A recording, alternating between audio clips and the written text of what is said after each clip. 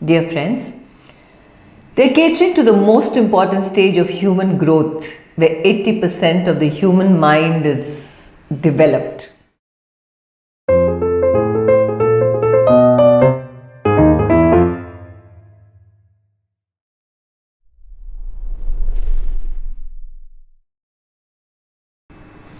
Welcome to Shiksha Sarathi. This is the 8th episode. We have discussed a beautiful journey of the foundation, and it's time to begin that very important academic year 2023-24, the year of change, when all of us are actually getting ready to implement the National Curriculum Framework 2022 for the foundational learning. For the very first time, we will be viewing 5 years of the initial learning as one segment and work towards making a seamless transition to class 1 and then to class 2. As I interacted with the teachers and parents, I saw a mix of excitement and apprehension. I recently met a headmistress who said that if I want teachers to implement the National Curriculum Framework successfully, I, as an administrator and a leader, have to have the liberty to give them the most important resource, and that resource is time. They have to have time to equip, share, learn, develop professionally. They have to have time to consolidate and leverage resources that are already available, the time and space to innovate, and most importantly, not be fearful of failing, and of course, have the time to actually apply correctives. This actually came as an eye-opener. And when she said that teachers at the foundation or the primary level are given far more tasks, duties, stepping in for absentee teachers, much more than any other segment. So will we not have to change this? Will we not have to facilitate the teachers to be the change that the NCF is calling for? We have to.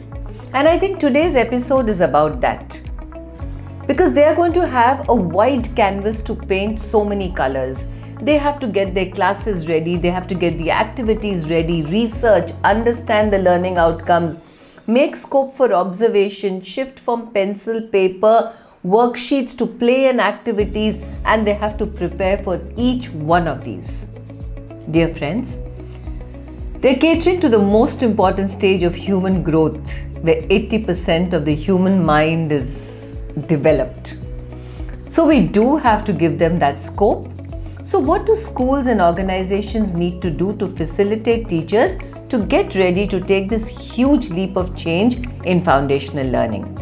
So step 1 is empowering the teachers and ensuring that there is a growth in their skill and their careers. To empower them with the skills and training needed for this big change that is to come. To give teachers the time to create the environment for learning and growing themselves professionally.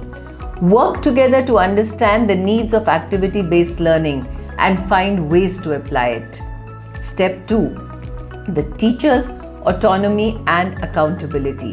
When there is going to be such a big change, accountability is a must. But you also have to give them exposure to share ideas, maybe under the guidance of experts, creating a buddy system where teachers can work and support each other, and they must have the pedagogical autonomy to organize the content and apply it as per the needs of their classroom. Step 3. Include the parents and community at large to help them understand why this change is happening and what kind of support and role they can play in this entire process. Step 4. Design imagination and innovations. This part must be encouraged because all the physical spaces have to be planned for optimum use. Hygiene and cleanliness has to be taken care of.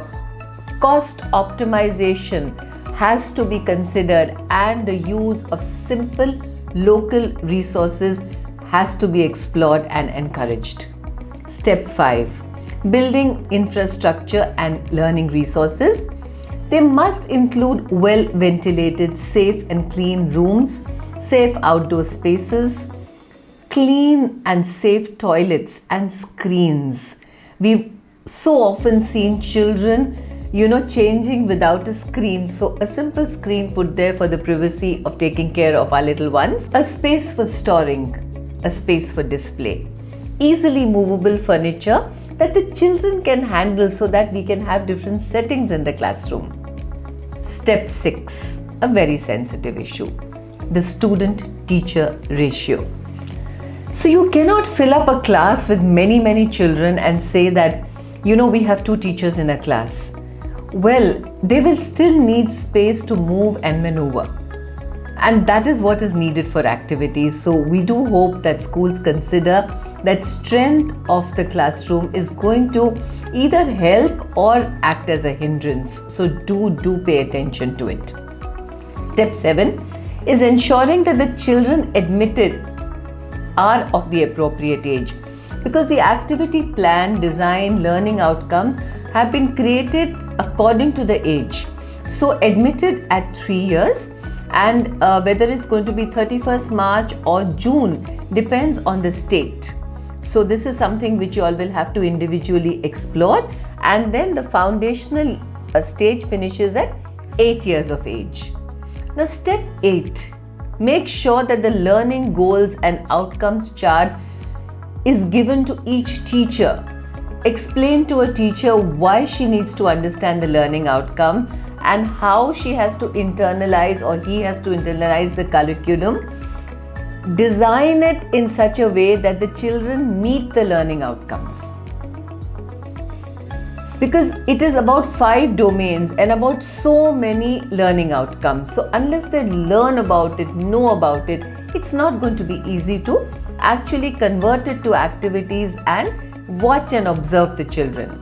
Step 9, to provide resources that will be needed for making teaching learning material, because the TLM will be needed if you need to do activities.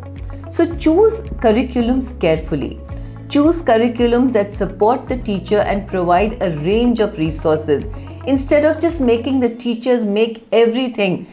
Also very important for us to send out a message that the written work is not the only way to learn. An activity means there is very well thought of learning work and process that is happening in the classroom.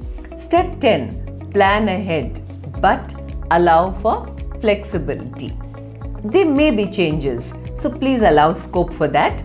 Step 11, plan the day in a systematic manner to include different aspects of the child's development. The NCF covers some aspects of it and allots different timing to it. So circle time and conversation to begin the day with, concept building activities with numeracy, activities to understand and explore the environment, a snack break, music, rhythm, rhyme, art and craft, free play, activity corner time where the child has the liberty of actually choosing one of the corners to work with, literacy and language, never forgetting outdoor play, and then a systematic, gentle winding up and departure. They are suggestions and we need to kind of keep them in mind so that we can create a good learning environment for the children. There should be a conscious effort to ensure both physical and mental security for the children. Even detailing, teachers aware of even the POCSO Act, the Protection of Children Against Sexual Abuse, how stories, plays and interaction can help them spot a sign if needed. It's serious business. We have to pay attention to it. So how can teachers manage their time to fit in so many aspects of holistic learning? So plan realistically. Together, plan realistically. Plan the activities with a clear idea of the setting that you're going to use the activity in. Is it going to be individual, pair work, small group work, large group activity, or would you be doing teamwork with them? Will it be a free choice of pattern? Plan indicators to show the children what kind of an activity is going to come, so that they prepare for it. So this is like a conditioning of the children.